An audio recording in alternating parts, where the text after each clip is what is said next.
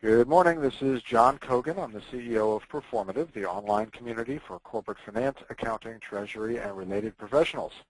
I would like to welcome everyone to today's webinar, 15 Common Pitfalls of Financial Planning.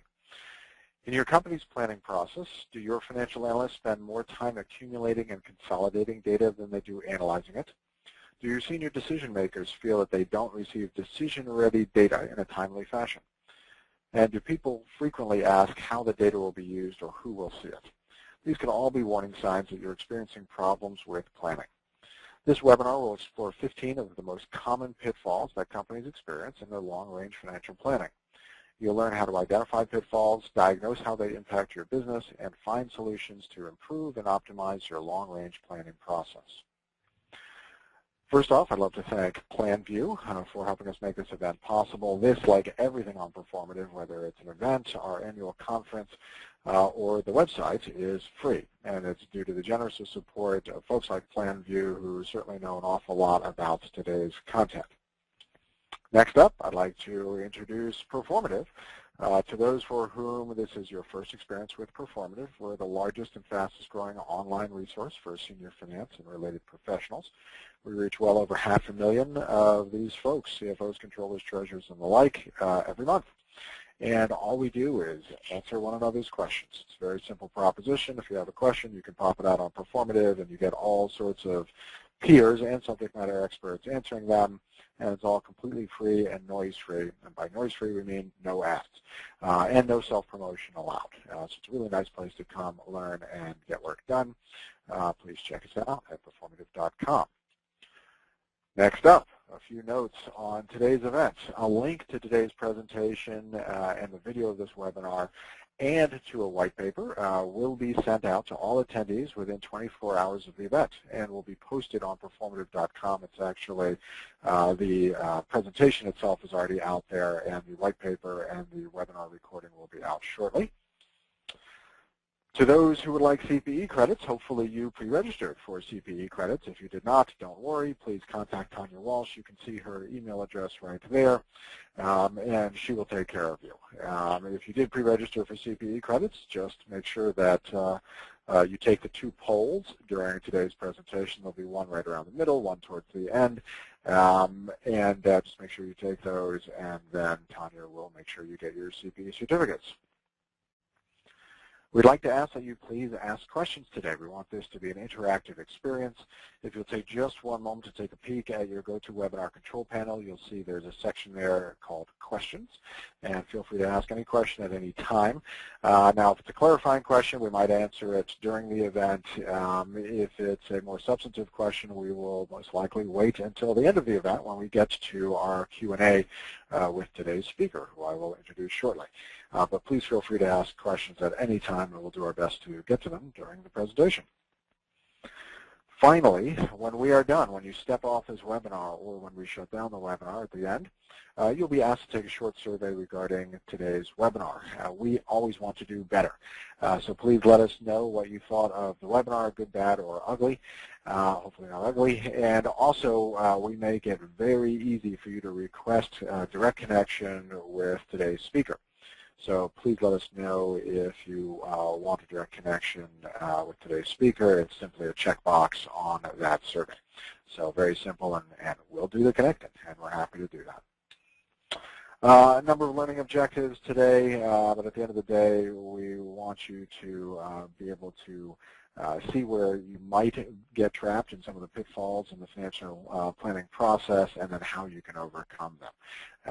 And learning about them now will certainly help you avoid many of them. So in order to help us today and lead us down the path, I would like to introduce Madison Laird, who is the CEO and co-founder of a company called CPM Methods.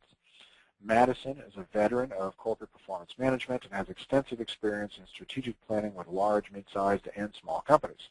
Madison's experience in performance management and strategic planning includes perspectives from large companies like IBM and Cisco, GM, which is to say general manager roles at mid-sized companies, and CEO roles at small companies.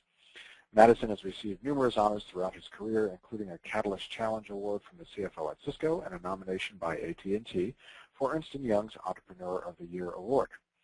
Madison has many publications to his credit, including a recent white paper entitled The 15 Pitfalls of Financial Planning. And that, by the way, is the white paper that will be linked, to which we will send you a link after today's event. He has lectured at numerous business programs, including the Fuqua School of Business at Duke University, NYU's Stern School of Business, and at the Keenan Flagler School of Business at UNC. And he's taught an MBA course in Hong Kong to boot. An amazing background, perfect person to tell us how to stay out of trouble with financial planning. Madison, please take it away. Great, thanks so much, Sean. I also want to thank Proformative for hosting the event and PlanView for sponsoring the event. And just kind of by way of overview, let everybody know that I'm suffering through a bit of a head cold, so if there's a moment of awkward silence, I'm just putting the phone on mute while I blow my nose or cough or whatever I need to do. But we'll try and get through this here. So the 15 Pitfalls of Financial Planning was a white paper commissioned by PlanView.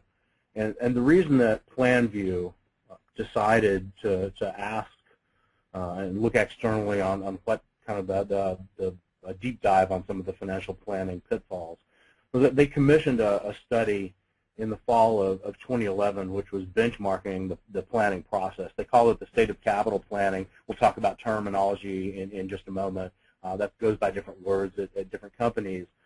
But the survey is really all about identifying market pain points and risks in the planning process, as well as challenges to the planning process. It also looks at the effectiveness of the planning process and tools that are used in the capital planning process. I would encourage you actually to peruse this study as a way to kind of benchmark your organization against where most respondents said that they were, because it is a very comprehensive study conducted by, as you can see, FIRF, which is a research affiliate of FEI, Financial Executives International, which a lot of you may be members of and may have been at the conference in Orlando recently. So as FEI did that survey, they came back with a number of pain points and risks and challenges in the planning process. And PlanView said, let's do a deep dive to really understand what the potential pitfalls or pains are in financial planning. And so there is a white paper which all of you will receive entitled The 15 Pitfalls of Financial Planning. What we will do today is go over those in a more abbreviated form.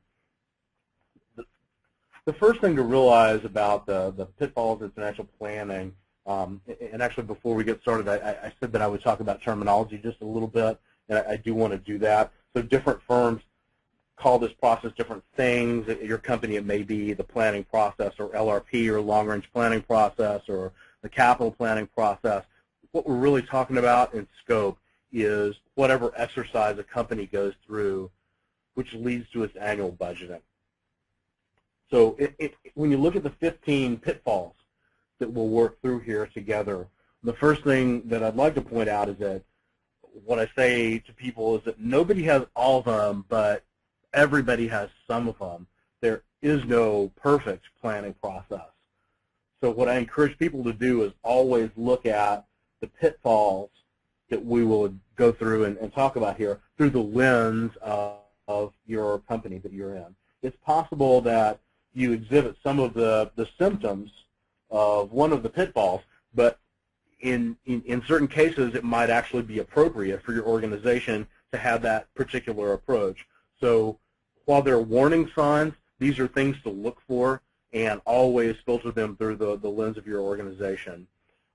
Finally, the best, there's a timing issue here as well. The best planning process for a company can really vary dramatically from company to company, and actually even in the same company from year to year. It's one of the what worked before may not work again kind of things. So the white paper, actually, which all of you will receive, follows the same format for each one of the 15 pitfalls. And that format is a description of what the pitfall is, some symptoms so that you can diagnose it within your organization, and then a little bit about what the impact is. In other words, if this pitfall exists and you start to manifest some of the impacts of the pitfall, then you can understand and look for some possible approaches for avoiding it. In this climate, in fact, what works even at the beginning of a planning process cycle may not work at the end of that cycle.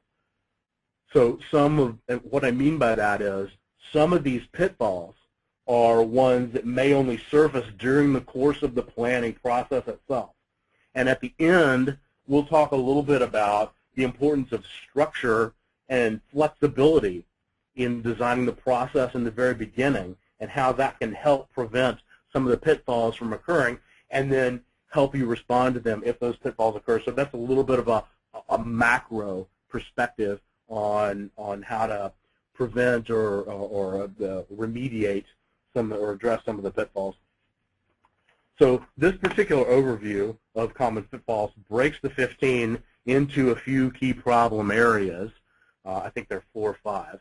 And then it does highlight 3 of those for discussion. And let me talk a little bit about the way that we did that. That's a classic kind of Venn diagram that we use to categorize the pitfalls.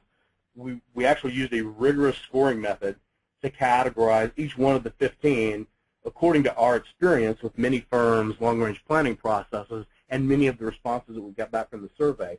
So you can see here that the 3 main criteria used were the most common pitfalls, the pitfalls with the greatest impact, and those pitfalls which are the easiest to address. So if you will, the sweet spot in the middle represents the intersection of those 3, meaning they're the most common pitfalls, they have the greatest potential negative impact on the firm, and they are also the easiest to address. You could consider them kind of low-hanging fruit. So if those particular pitfalls exist then in your organization, then at least that's something that you can begin to address right away. So these are marked in blue as we go through the presentation. And before we get into the pitfalls, it's time for our first polling question of the day. Thank you very much. So this is the first of 2 polling questions that we've got today. For those of you who want CPE credit, you need to take this, but even if you aren't here for CPE credit, as you'll see, it's a very straightforward question. We'd love to hear what you have to say, and then we'll actually revisit this, the results of this in our other poll during the Q&A session.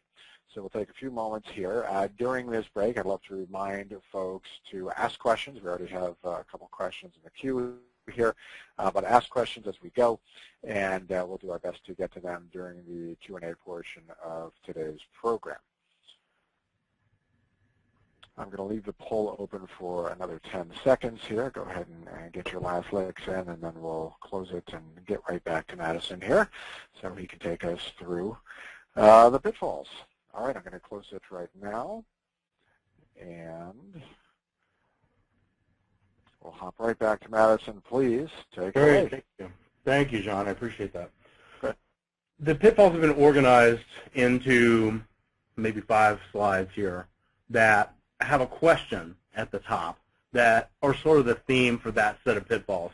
And if you're keeping track, 15 divided by 5 is 3.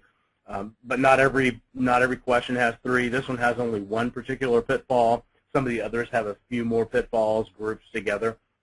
But I did want to lead with this one because this pitfall is relatively common in those companies which do not have a strong strategic planning process run outside of finance by operations or strategy, for example.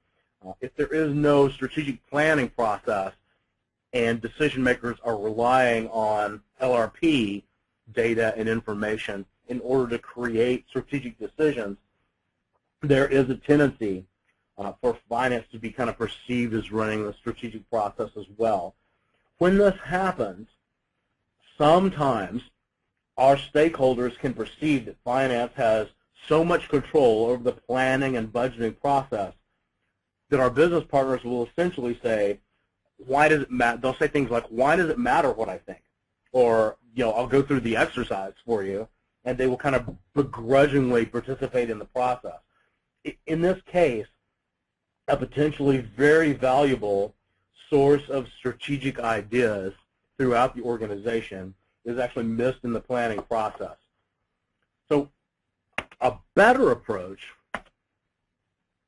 would include, and if you find yourself in this situation, I would urge you to get in front of it quickly, to get stakeholders on board immediately. And we'll talk actually at the close a little bit about some ways that you can do that. But greater objectivity and, generally speaking, greater objectivity and transparency in the planning process will go a long way toward instilling confidence by stakeholders. And then solicitation of strategic input, designing a solicitation of strategic inputs in the process. Some best practices for that include strategy sharing sessions and summits where information that's not always qualitative is captured and shared as well. That's another thing that we will get to in a future look at one of the pitfalls. So a second pitfall to look at is, and this is a kind of a common group of pitfalls as well, what kind of data is being asked for or requested in the process? And you can see one of these is at the intersection of the Venn diagram that's most common, biggest impact, and easiest to fix. And that's a pretty hot topic for those of us in finance today. It's treating all elements of risk the same way, and realizing that all forms of risk are not necessarily created equal is a way to go about crafting a solution to that. So the major message for the pitfall is to be very careful about the amount of information you request and carefully monitor, question, and understand the data that you receive. A lot of times what happens with financial analysts is we're afraid to push back, to ask questions of our business partners because we don't want to be perceived as nagging. But during the planning process, it's our responsibility to make sure that the input is realistic and vet that input. On the other hand, it's also our responsibility to design a process that doesn't ask for too much data. Granular information about headcount is an example of an area where planners tend to get a little carried away. Risk is an example of an area where people probably aren't granular enough at times. So we'll cover the importance of calibration of the data in a future pitfall. But even with good calibration, it is often not possible to capture all valuable strategic information in scoring systems. And it is not appropriate sometimes to do so. And frequently, nothing takes the place of a good PowerPoint presentation that's qualitative when it comes to communicating business strategy. So the message there, especially in the objective obsession pitfall, is that a lot of times we tend to impress ourselves and get carried away with the amount of objective data we request when really what we're doing is kind of shadowboxing our way through the planning process and treating things objectively that don't necessarily lend themselves well to objective consideration. So a better approach involves a very careful thought and design process in the template creation methodology. You know, I heard, and a lot of us sort of have this issue in finance of having too much data and too many reports and too many things to analyze and go through. And I heard an approach recently where a company just kind of said, you know, when we advise people in that situation, we tell them just stop publishing all reports for a quarter and then find out who asks for what report, who misses what report, and use that as your requirements gathering process in order to, you know, to turn it around. And if nobody asks for it, then they don't miss it, and it's obviously not something that is high on the list. And the same kind of goes for the data. You know, so in the planning process, when we ask for a lot of data, it's a good approach in determining what data to request involves going to decision makers and first getting their opinion of what framework they're going to use to create a funding profile that they can use to evaluate the options for their allocation of affordability. So that's a much better approach. I do want to say a quick word about a better approach on risk here also, which is that a lot of times we in finance get to the point that we try to boil risk down to a single score or factor. Frequently, if we're going to get more granular, we'll go to one or two factors or maybe three factors. There are a lot of factors of risk: competitive risk, demand risk, supply chain risk, execution risk. There are a number that not only need to be considered, but need to be calibrated in response. Guidance needs to be provided for all of the various areas of risk. The concern, the impact, and there's a kind of a generic impact statement here that decision makers are often overwhelmed with considerations, many of them misleading. And risk is a great example of that, because risk is an area where a firm can unintentionally concentrate risk in one area. For example, competitive risk or execution risk. So if it's not making a distinction between different types of risk, it may think it's taking less risk with a particular strategy, or it may take a moderate risk with a particular strategy, or it may even choose to embrace some risk with a particular strategy. But if you don't have visibility into where the risk is concentrated, you potentially leave the firm exposed strategically. Now let's move on to our next group of pitfalls, which is the question about, are the right tools being used in the planning process? And this is, I would say, these scored very highly on the most common and most impactful. So in the Venn diagram, a lot of them were at the intersection of those two loops. Unfortunately, they don't really score highly on the easy to solve category. So you really, the impact is potentially very high from these pitfalls. And they are very common, according not just to Madison, but to the Capital Planning Survey commissioned by PlanView and FEI. And probably most of the people, or I would be willing to bet, like at least half the people on the call answered the polling question that Excel is the primary tool used for long-range planning in the company, only because I've been involved in poll after poll after poll, and the data pretty much always breaks down the same way.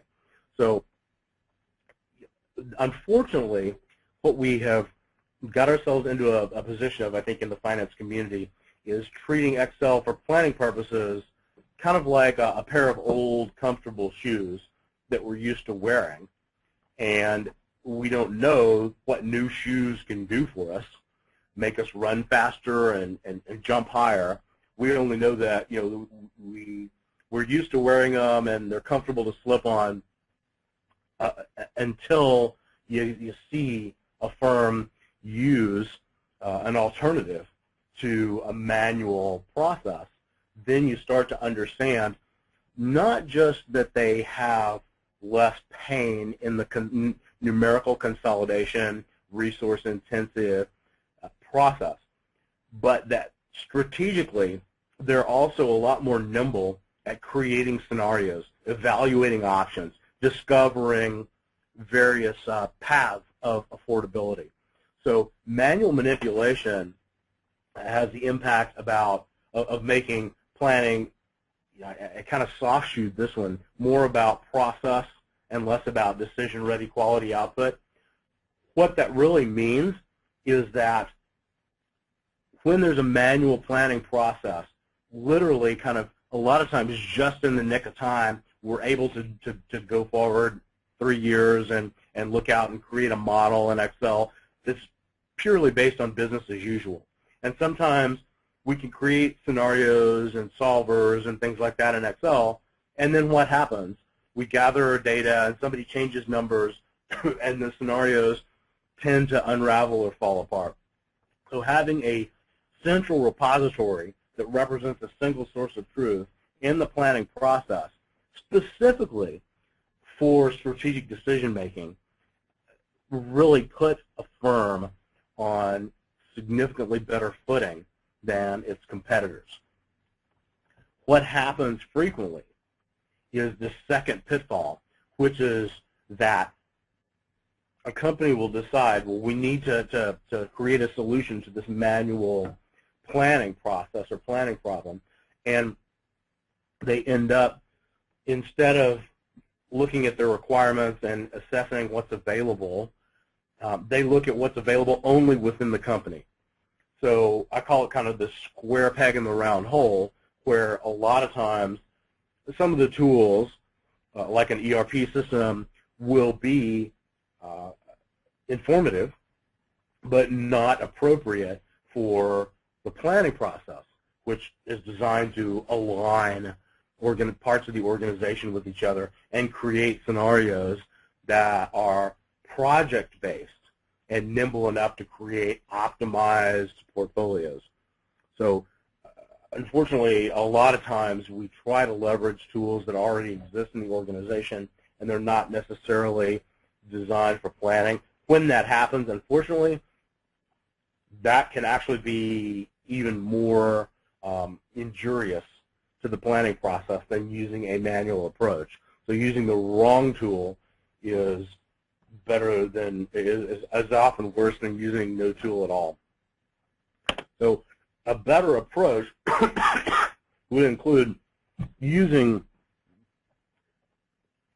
developing the constructs first. Actually, that is the second bullet there is the kind of the key solution.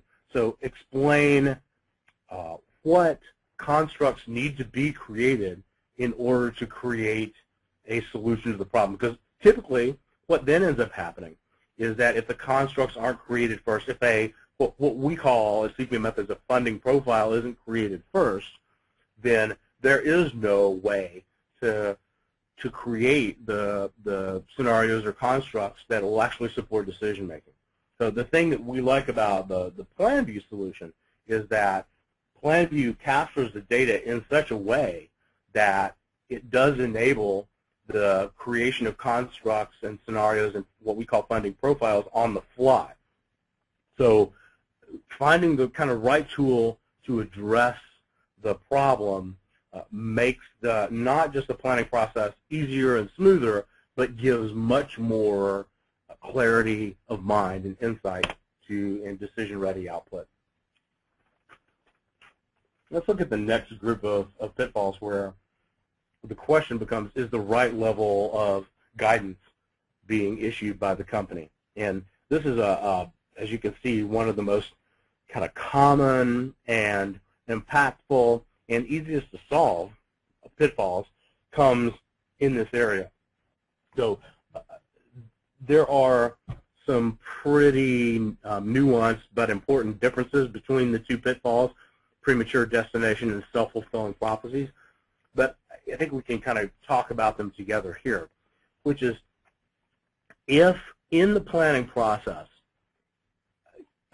a range is provided in the beginning to shareholders, to the business leaders, the information that they provide back, being within that range, will predetermine kind of what the outcome is. Essentially what's happening, as the premature destination bullet says, is that this process really conflates planning and budgeting.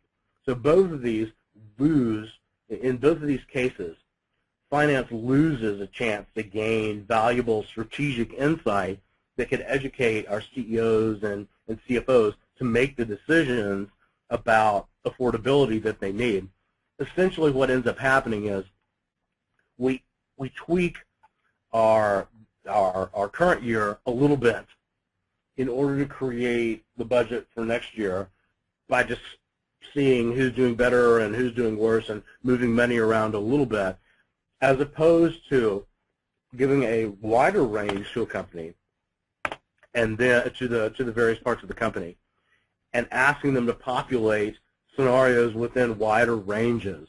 So one of the things that again we use PlanView for, frankly, is to create these scenarios based on the data that's accumulated, because the ranges that are issued and targets that are issued within the system can dictate various bounded ranges for various scenarios during the planning process. At the corporate level, what that means is visibility into the various possibilities, because if the business leaders are then providing several bounded ranges rather than having a window that one window they have to hit within, then you've got a much more strategic view of how to allocate your operating expense and capital expense across the company. So that really allows business owners to reflect the strategy in their own portfolio optimizations rather than relying on corporate to do it themselves.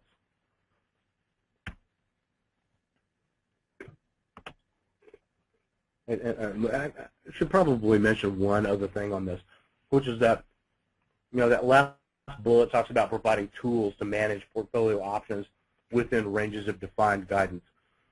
And I was mentioning that and kind of alluding to that, but having a system, a tool that allows you to manage the portfolio optimizations within those ranges is an invaluable approach. So a central repository that has that kind of capability is one that results in a much improved planning process.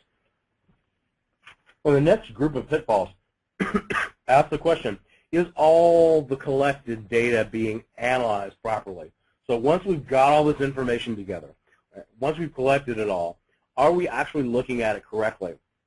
So there are 2 or 3 kind of common pitfalls that we fall into here, and I call them data inequality, class warfare, forecast folly, and pragmatic profiling. So you can read about what those are and what the potential diagnosis and impact is and how to address those particular issues.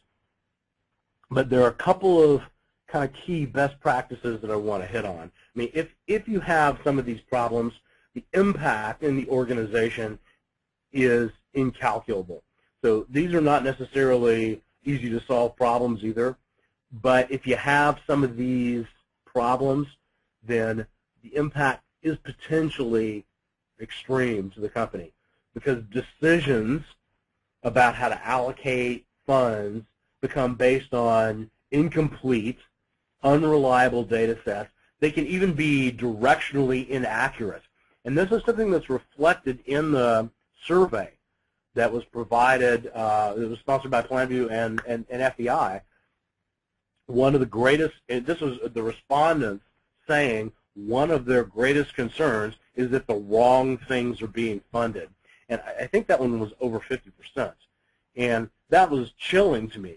When I read that, and here are finance folks saying, we're concerned that we may be funding the wrong things within our companies. So how do you avoid some of that, some of those problems? So if you trace this back to the 4 pitfalls, are we looking at the data right through the right lenses? You begin to look at things like, well, are we using the same assumptions for everything in the portfolio, or do we have different assumptions for longer-term initiatives, for non-revenue generating initiatives, for example? I mean, there's a tendency for everything to be reduced to NPV in some companies, and that's not always an appropriate analysis point. We recognize that there are strategic interdependencies. That's not what I'm talking about. What I'm talking about is putting everything into an NPV bucket and then analyzing everything by an NPV list obviates the timing of the investments in revenue streams, the risk involved with the revenue streams. So there are a number of other considerations that are relevant. You probably want to use different risk scoring approaches for different parts of the portfolio. You want to use different assumptions about growth initiatives than you do about investment initiatives. So there are a number of different considerations that say, these things need to be put in some different buckets. So a couple other problems that when we start to look at data analysis that we commonly encounter are the folly of forecasts. So a lot of times we have single point forecasts rather than forecasts that reflect confidence levels, especially in a lot of companies, even in the second year and third year. Those are kind of distorted as point forecasts unless we have some kind of bounded range that quantifies uncertainty. There's also the tendency to kind of reduce, and I talked about this, reduce all evaluations of financial criteria, and the example of NPV, which would minimize the role of strategy. So that's why if some of these pitfalls exist within the organization, then you end up in a place where decisions can be based on bad data or even be directionally inaccurate. And a lot of times you end up in a place where you're better off making gut instinct calls about the business, frankly. So what would be a better approach? Well, some of the best practices include calibrating answers with specific guidance, even calibration sessions. So one of the things that I've used PlanView before in the past is for calibration, where guidance is issued on how to answer a competitive risk situation. So, for example, and you need to be really specific on calibration here. So, for example, we would say if your revenue forecast is off next year because competitive response ends up being stronger than you thought, would your forecast likely to be off by, and then on a 1 to 5 basis, you do the banded range, less than 5%, 1 to 3%, less than 1%, etc. So giving really specific guidance ensures that everyone within the organization has the same frame of reference to answer questions the same way. And in some cases, I've actually seen, as a best practice, calibration sessions where business leaders come together and they talk about how they answered the questions, because you'll get, that's an eye-opener, because you'll get some very different perspectives. Another better best practice approach is to ask for what I call asymmetric ranges of input rather than point forecasts. So even if you ask people to quantify uncertainty with an upside and downside, a lot of times what you'll get is people giving you the same downside and upside, so it's a symmetric kind of range. What you really want to ask people to think about as they do their planning is, what would happen, what would you do with 10% more or 10% less operating expense, for example, and then what would the impact on the business be? That's an eye-opener, because people will then start to make their own optimizations and bring forward to you kind of decisions about what is prioritized within the portfolio. And finally, I would say create evaluation criteria for different aspects of the portfolio, which also incorporates strategy. What I mean by that is, if you have 2 or 3 buckets: run the business, scale the business, grow the business, for example, there would be different criteria used for each one of those buckets to evaluate the projects in those buckets. And not to harp on PlanView, but again, this is a place where the PlanView tool, because of their kind of IT project portfolio management background, lends itself very well in the planning process to being able to handle those kind of optimizations. I think this is our last set of pitfalls, and that is, does the planning process support corporate goals? When you talk to analysts, this is the thing in the financial analyst community. This is a common thread that you get pretty frequently. If you just ask the question, and probably most people on the call know this already, but if you ask the question, are companies, how big a problem is it, if the problem exists, that companies don't link their strategic goals to their budgeting processes? Invariably, every analyst that I've talked to has said, yes, that is a big problem for most companies. I have seen and actually worked in companies where that's been done pretty well, but they are the exception rather than the rule. Very few companies kind of have a way to couple their strategic goals to their planning process. And so I call that goal misalignment, and that's where the planning process doesn't link the projects and priorities and initiatives in the budgeting process back with the corporate goals. And the impact, obviously, is that strategic goals often are not achieved, or if they're achieved by accident rather than by design. And so a better approach would really require linking planning requests to strategic goals. So a best practice that I've seen executed to great effect would require a quantification of a planning request to a strategic goal, a link back. And that way there is visibility across different scenarios that are created to the impact of that scenario on the corporate goals. In other words, if you have affordability as a company and you can spend it in scenario A that emphasizes services, scenario B that emphasizes emerging markets, or scenario C that is kind of a growth initiative scenario. The idea of being able to say, if we do A, this is a link back to our corporate goals, and which goals we'll be emphasizing. And B will result in this kind of emphasis. We'll take this much risk, the portfolio is likely to evolve this way if we spend our money on emerging market scenario B. If we spend our money on scenario C, and that is a growth initiatives and investment initiatives, here's the timing of the revenue streams, here's how much risk we will take, and therefore, here's how the corporate goal alignment will unfold. So when we use a tool like a plan view to create those linkages between products and corporate goals, we do it not just with a business as usual mentality, but also with a scenario-based mentality that will give decision makers the option of saying, an educated choice to say, if I spend my money this way, this is what I'll get. If I spend my money this way, this is what I'll get. If I spend my money this way, this is what I'll get. And these are how the various spends relate to the corporate goals in those cases. So let me just kind of say a few final words here, and then we'll open it up for questions. There are a few things that I put as kind of do's and don'ts here, and I'll just go ahead and build them all out. But striking the first one is really important. Striking the right balance between being visionary and being practical is a lot harder than it sounds. I'm sure a lot of you live this issue every day. So some best practices I've seen to help do this involve a lot of design in the front of the process. Design that starts with understanding customer requirements, customers in this case being the decision makers.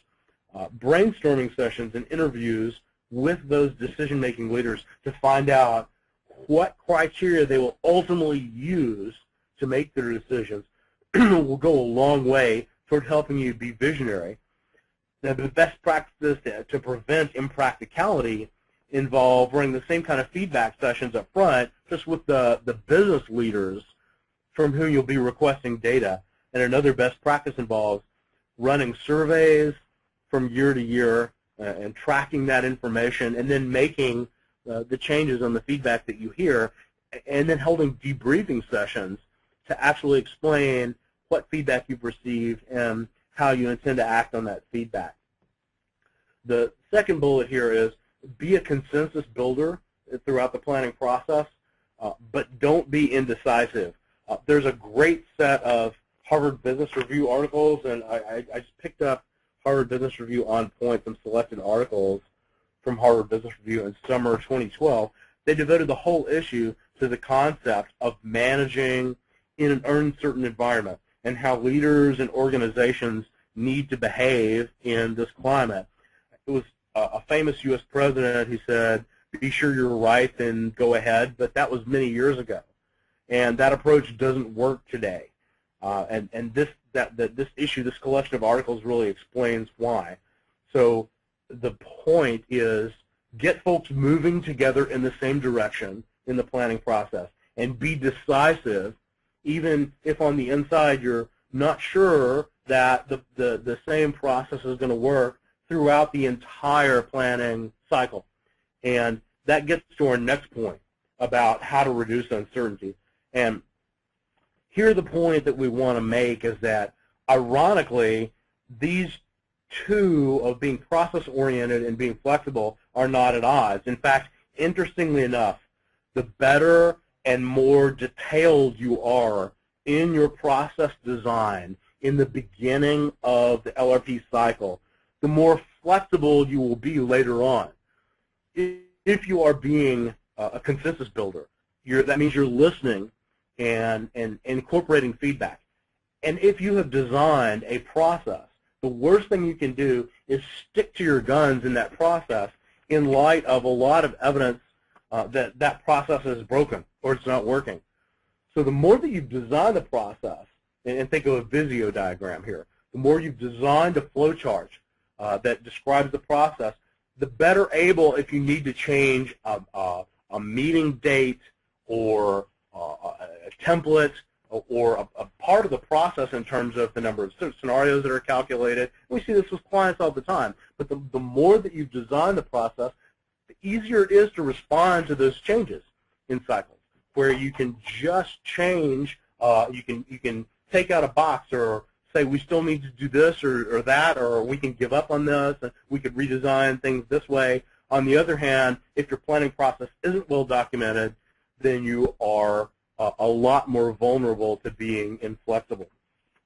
So finally, what I would say is throughout the process, be vigilant. Listen to what folks are telling you, but don't necessarily be overreactive. Never knee-jerk. I mean, I've seen this in the planning process where a common problem is one person will make a complaint and another person will make a kind of echo that complaint about the process. And a revamp or a decision is made to change the process just because a couple of people who are well-placed are sort of echoing the same thing, not because they thought of it independently, but because one heard the other say it and is kind of parroting that language. So there's a mix between being vigilant and knee-jerking on particular redesign issues. So I really want to save some time for Q&A. I want to thank everyone for their participation today and bearing with my cold here. And we'll turn it back over to John for Q&A here. Great. Thank you very much, Madison. Great information, a lot there. Let's go ahead and jump into the second polling question real quick. We'll take another 40 seconds here to get this going. And then we'll go ahead and hop into the question. So once again, if you're here for CPE credit, definitely answer this question. If you're not here for CPE credit, answer it anyway. We'd like to see what's going on here, and we'll actually revisit this and the other poll in just a moment as soon as we're done. Also, another note, once again, if you have any questions for Madison, please ask them via the question area in your GoToWebinar control panel, and we'll work to get them in between now and the end of today's webinar. I'll leave this question open for another 5 seconds or so, so go ahead and get your vote in, and then we'll jump into taking a look at the results. And since we've got this one up already, let's go ahead and take a quick peek at the poll results and see what you think about this. So, Madison, what are your thoughts on seeing this result here when it comes to the biggest challenges faced in my company in the arena of financial planning, people, process, or technology? You surprised by this? Not surprised by this at all. In fact, just about every company that has some kind of issues in planning ends up having to take a look at the planning process first. So you're getting a lower score than I would have expected on technology, so that surprises me a little bit. But what typically happens is that when the correct planning process is put in place, then companies are in a position to go and choose tools. In fact, this happened to me with a customer recently, where they had a a real need to revamp the LRP process. And they said, well, we'll put off the technology purchase for a while. And then they came to the point where they said, after we revamped the process and did the process out, they came back to me and said, hey, I think we probably need to go ahead and look at putting that tool in place. Right. So a lot of times what will happen is that the process, and the same with the people also, if the process is outlined and designed properly, then you fit the right people and the right technology solution into the process. Got it. All right, thank you for that. Let's go ahead and take a look at the first poll while we're at it. I think this is going to surprise no one, at least while Madison. Is primary technology used in my company's financial planning process? And we have a lot of mid and large size companies on this call, and yet still Excel. Now that's even a little more dramatic than we usually see. So it's usually about 50% Excel. So the comment that I would have is it probably is a little higher composition of smaller and mid-sized businesses here. The thing that's telling is really the lack of kind of specific forecasting and planning software. So the kind of goes back to that, the pitfall of manual manipulation being the Excel one, and then taking the right tool for the job, and the right tool for the job really obviously is kind of in that third category there. And I use the analogy of a pair of old shoes that we've become comfortable with Excel, and that's really a telling analogy, because you don't get new shoes because you don't like the laces or you don't like the color, or occasionally the soles may wear out, but usually that's not what prompts us, because I get shoes resold frequently. Right? So those kind of things are things that if you find a pair of shoes that you like, you're just going to keep using them and wearing them. And it's not until you get that new pair of shoes that you realize what they mean to you. You can jump higher, run faster, look better, and so I kind of feel like we're probably the same way with Excel. You don't move away from Excel to solve the kind of pain in the process of putting stuff together. You're certainly going to realize that there's a much better way when you have a single repository with a single source of truth behind that. But a better reason to move away from Excel and to a specific forecasting and planning software package is the scenario capability that is enabled. And certainly there are certain things for Excel modeling that will still be relevant in the planning process. This isn't to suggest that Excel should just that we'll ever stop using Excel. I mean, I love my spreadsheets as much as anyone else. What I'm suggesting here is that to enable the use of Excel properly in the planning process, the creation of funding profiles that can be generated by various scenarios using specific forecasting and planning software really can't be underestimated. The quality of output in decision making is so much higher. It's interesting. We actually do have a lot of mid and large-sized participants, participants on this webinar. And speaking from my own experience when I was both at Cisco Systems and Cardinal Health, we had enterprise-wide planning tools, but almost all of the analysis was actually done in Excel, and then those tools were just a repository for sort of the final resting place of the data, which then got rolled up by the corporate groups. So I'm wondering if, since we're asking the primary technology used in the financial planning process, whether that doesn't rope in a whole bunch of big company folks who are still using Excel, sort of down at the BU level, until they actually enter the data. Yeah, I mean, I'm not positive, but I think both of the firms that you mentioned are PlanView customers, and what I can tell you is that it doesn't surprise me that large firms would use Excel. I mean, I've seen Excel used in the planning process in a Fortune 50 company. Right. Oh, yeah. All right, let's move on. Actually, we have a comment from one person here who says one reason Excel is so highly used is that many financial programs don't fit the business planning process, and thus the output from those financial programs is not useful.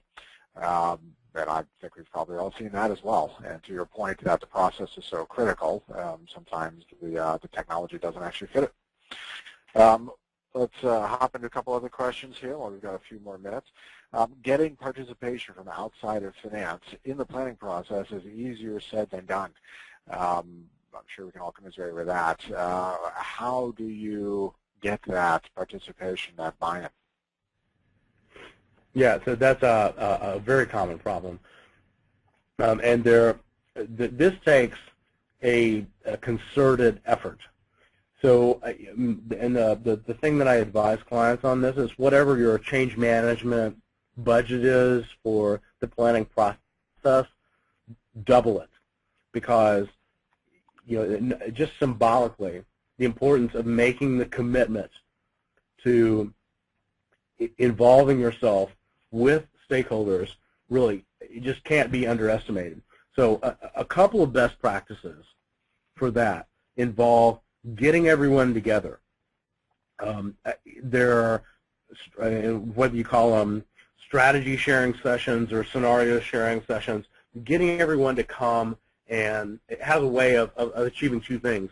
One, it kind of gets the calibration, but the second thing is everybody wants to, there's peer pressure there. Everyone wants to put their best foot forward and produce the best data and information that they can. So we talked earlier about how to sort of massage politically the discussions with the various business leaders on the amount of data that you're requesting and to get all of that right and settled and square up front. Once the data collection has begun, a best practice would involve getting everyone together to see that, in fact, their peers have also populated the same information and data, and it's a kind of a misery loves company thing where everyone shares the pain together. Great. Let's do one last question. Let's see if we can get through this one quickly. But how does a company go about figuring out which of these pitfalls it may have? Well, the white paper has a diagnostic for each one of the 15 pitfalls. So there is, each one of the 15 is divided into a description of the pitfall. The second section for each of the 15 is how to tell if you've got that potential problem. And they are very specific. In many cases, it even tells you if you're hearing X, like what are you going to do with this data? Right? So that is indicative of a potential pitfall. If you hear that problem, then it probably means that you have pitfall X.